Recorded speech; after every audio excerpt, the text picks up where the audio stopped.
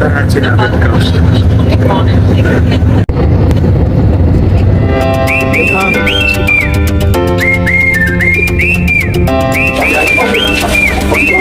Touchdown Karachi.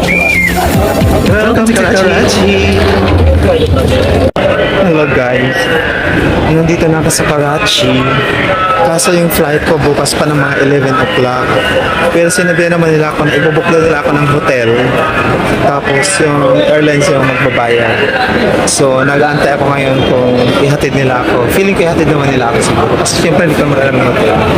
Anyway, welcome to Karachi. Karachi.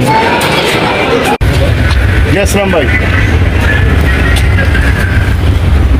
Yeah, Para mausap yung langit. I parking में. Dawan. Alam ko ano pang inaantay namin dito. Baka sasakyan or baka hindi pa na-i-book yung hotel namin. Diba? Ay,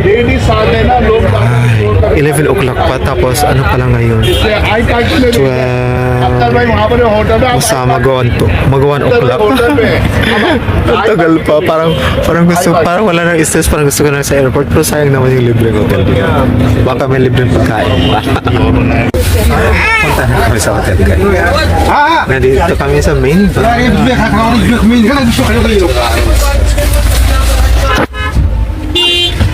ganda rin dito.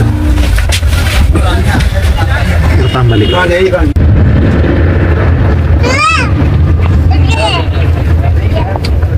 Ayun na nga guys, nakabook na ako. Airport hotel yung tawag. So siguro airport talaga ng mga stranded sa airport. Itutol ko na lang kayo dito. Siyempre, ganito lang itsura niya. Ito yung bed. Alone. Tapos ayan. Parang may salamin. Ano ba to? Ano may ilaw? Ano ba? Napupuro. Okay. Ayan. Parang may ready sila na ano. Ito yung cabinet. May kurat din. May kurat. Perfect. Tapos, ay maganda rin yung CR. Maganda ang CR, fairness. Tapos yung sabon. So, maligo na. Kasi nainitan na din ako. Tama na muna yung room tour na yan. May towel. Malinis naman.